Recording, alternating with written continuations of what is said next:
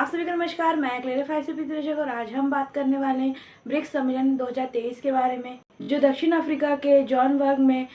22 और 24 अगस्त को हुआ। सम्मेलन में भारत के प्रधानमंत्री श्री नरेंद्र मोदी जी भी साउथ अफ्रीका पहुंचे थे। सबसे पहले आपको बता दें कि ब्रिक्स 5 देशों के समूह से मिलकर बना हुआ है, जिसमें सबसे पहले ब्राजील, रशिया और इंडिया, चाइना और साउथ अफ्रीका का एक समूह है और जिसकी स्थापना 2001 में की गई थी। सबसे पहले हम ब्रिक्स 2023 की बात करते हैं। कोविड के बाद 2019 के बाद से तथा ब्रिक्स सम्मेलन 2023 में 15वां सम्मेलन जो कि साउथ अफ्रीका के जोहान्सबर्ग में संपन्न हुआ, जिसमें ब्रिक्स में पहले से ही 5 सदस्य ऑलरेडी है और जिनके अंग्रेजी अक्षर के वर्ड से इन देशों के नामों से ब्रिक्स का नाम पड़ा और अब इसमें आगे 6 देश और जुड़ने जा रहे हैं। इन 6 नए देशों के नाम है अर्जेंटीना, मिस्र, इथियोपिया, ईरान, सऊदी अरब और संयुक्त अरब अमीरात शामिल हुए हैं। इन 6 देशों के बारे में साउथ अफ्रीका के राष्ट्रपति सिरिल रामफोसा ने गुरुवार 24 अगस्त को इस ब्रिक्स सम्मेलन में बताया कि अब इन 6 देशों को भी ब्रिक्स में शामिल किया जाएगा। ऐसे इस ब्रिक्स सम्मेलन के लिए बहुत सारे देशों ने अपना आवेदन दिया था और बहुत सारे देश इस ब्रिक्स सम्मेलन से जुड़ना चाहते थे, लेकिन इसमें मेन तौर पर इनकी जो 5 सदस्य हैं उन्होंने इसमें डिसाइड किया कि किन किन देशों को इसमें शामिल करना चाहिए। वैसे चीन और भारत में बहुत दिनों से विवाद चल रहा था और चीन चाहता था कि उनके करीबी मित्र और पाकिस्तान को भी इसमें शामिल किया जाए, साथ ही उनके संबंधी देशों को इसमें शामिल किया जाए, पर इसमें भारत का रोल थोड़ा अहम देखा गया और उन्हें ज़्यादा तजब्बुत दिया गया तथा भारत ने साफ मना कर दिया था कि अगर पाकिस्तान ब्रिक्स में शामिल होगा तो वे इस ब्रिक्स सम्मेलन में शामिल नहीं होंगे। अतः जिसके बाद भारत के निर्णय को सम्मान देते हुए इसमें पाकिस्तान को इससे दूर रखा गया और इसके बाद 5 देशों जो इसके मेन सदस्य हैं उनकी निर्णय के वजह से और उनके पक्ष में निर्णय लेने की वजह से इसे मिलकर सहयोग पूर्वक इसे निर्णय लिया गया और इसमें पाकिस्तान को बिल्कुल ही इससे दूर रखा गया और 6 सदस्यों का सिलेक्शन किया गया इस सदस्यता देने के लिए और सदस्यता में शामिल करने के लिए। जबकि इतने सारे देशों के आवेदन के बाद भी उन देशों को सिलेक्ट किया गया जिनकी जीडीपी बहुत कम है। इसमें से बाकी तो ठीक है, लेकिन कुछ देश ऐसे जैसे इथियोपिया हो गया, इनकी जीडीपी इतनी कम है जो कि पाकिस्तान की जीडीपी से भी बहुत कम है, फिर भी इथियोपिया जैसे देश को मौका दिया गया ब्रिक्स में शामिल होने का और पाकिस्तान देश को पूछा भी नहीं गया। इथियोपिया को मौका देने का मेन मुद्दा यह है कि अफ्रीका से केवल साउथ अफ्रीका ही नेतृत्व करता है और एक अकेला देश साउथ अफ्रीका ही आता है सामने, जिससे कि अफ्रीका में व्यापार और के बारे में थोड़ा विस्तार नहीं हो पा रहा है ठीक से, तथा ब्रिक्स चाहता है कि अफ्रीका में भी अन्य देश भी इसमें नेतृत्व करें, जिसकी वजह से इथियोपिया को ये मौका दिया गया और इथियोपिया को अफ्रीका की तरफ से और ज़्यादा विस्तार करने के लिए उन्हें भी मौका दिया गया और उस कंट्री को ब्रिक्स में शामिल किया गया है। चाइना के राष्ट्रपति शी जिनपिंग थोड़े से अनकंफर्टेबल लगे ब्रिक्स सम्मेलन में, क्योंकि उनकी मेन बात यह है कि वे अपना ट्रांसलेटर साथ में लाए थे, क्योंकि उन्हें चाइनीज़ के सिवाय और कोई भाषा आती नहीं है और चाइना में हमेशा चाइनीज़ भाषा को ज़्यादा जोर दिया जाता है, जिसकी वजह से शी जिनपिंग को अन्य भाषा समझ में नहीं आती, जिसकी वजह से उनका ट्रांसलेटर साथ में चलता है। लेकिन जब ब्रिक्स सम्मेलन में वे अंदर इंटर होते हैं तो उनके ट्रांसलेटर को बाहर ही रोक दिया जाता है तथा जिसके बाद वे जब शी जिनपिंग अंदर से बाहर पलटकर देखते हैं तो उन्हें कोई दिखाई नहीं देता, जिसके बाद वे थोड़े से अनकंफर्टेबल लगे और जब वे स्टेज पे खड़े थे तब भी वे थोड़े से अनकंफर्टेबल फील करते हुए दिखाई दे। साथ ही ये लग रहा था कि भारत इंडिया आपस में कुछ बात करेगा ब्रिक्स सम्मेलन में, साथ ही उनके कुछ मुद्दों में थोड़ा सुधार हो पाए जो खटास उनके बीच चलती रहती है, लेकिन वहाँ पे देखने में तो उनके बीच बात हुई भी तो फिर भी मामला थोड़ा सा टलता हुआ दिखा, अतः कोई विशेष उनसे बात आपस में हुई नहीं है। रशिया देश की तरफ से रशिया के राष्ट्रपति व्लादिमीर पुतिन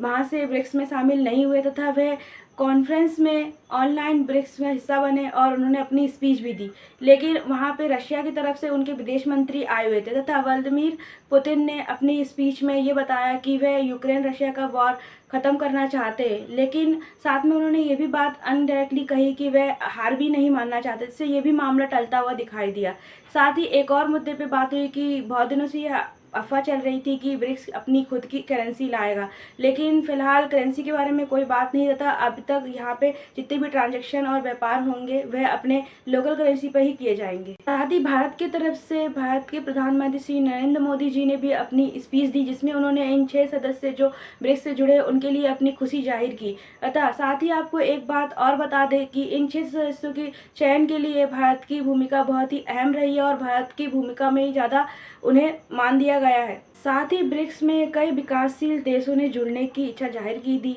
कल ब्रिक्स 5 विकासशील देशों से जुड़कर बना है, जिसमें ब्राजील, रशिया, इंडिया, चाइना और साउथ अफ्रीका देशों का समूह शामिल है, जो कि पूरे विश्व में 41% आबादी, 24% जीडीपी और 16% विश्व व्यापार कारोबार का प्रतिनिधित्व करते हैं। और अब इन 5 विकासशील देशों के ग्रुप में 6 देश और जुड़ जाएंगे, जिसमें अर्जेंटीना, इथियोपिया, मिस्र और ईरान और साथ ही सऊदी अरब और संयुक्त अरब अमीरात देश शामिल हो जाएंगे, जिसे 1 जनवरी 2024 में इनके पक्के सदस्य ये बन जाएंगे। अतः इन्हें सदस्यता औपचारिक रूप से बिल्कुल मुख्य रूप से सदस्य शामिल हो जाएंगे, जिसके बाद अब ये 5 देशों का ग्रुप नहीं बल्कि 11 देशों का ग्रुप बन जाएगा। इसके बाद ब्रिक्स का समूह बहुत तेजी से बढ़ जाएगा और इसके बाद हो सकता है ब्रिक्स के नाम में भी परिवर्तन हो और ये नाम में और भी चेंजेस हो सकते हैं। सबसे पहले हम बात करेंगे ब्रिक्स है क्या। ब्रिक्स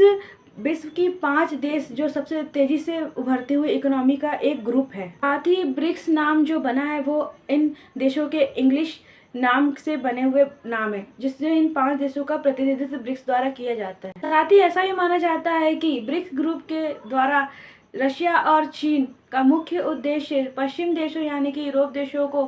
के ऊपर दबाव को चुनौती देना है तथा इसमें इंडिया भी शामिल है, लेकिन इंडिया इस ग्रुप के अलावा कोई और ग्रुप में शामिल होना नहीं चाहता है। साथ ही ब्रिक्स संगठन का निर्माण अपने व्यापार को विस्तार करने के लिए और विश्व में शांति बनाए रखने के लिए किया गया है, जो कि जिसका 15वां सम्मेलन साउथ अफ्रीका में किया जा रहा है और इसमें माना जा रहा है कि 2050 तक विनिर्माण, उद्योग, सेवा और साथ ही कच्चे माल और व्यापार में और कच्चे माल की सप्लाई में और ज़्यादा विस्तार किया जाएगा। साथ ही ये भी अनुमान लगाया जा रहा है कि 2050 तक चीन और भारत विनिर्माण, उद्योग और सेवाओं के मामले में पूरे विश्व में बहुत बड़ा सप्लायर बन जाएगा। साथ ही रूस और ब्राजील पूरे विश्व में कच्चे माल के सबसे बड़े सप्लायर बन जाएंगे। साथ ही आपको एक बात और बताते चले कि ब्रिक्स का मुख्यालय चीन के सिंघाई शहर में स्थित है। साथ ही ब्रिक्स का मेन उद्देश्य पूरे देश में और पूरे विश्व में ब्रिक्स द्वारा और भी इससे जुड़े हुए देशों में व्यापार को और ज़्यादा विकसित करना है। साथ ही अलग अलग देशों में भी व्यापार का विस्तार करना है। साथ ही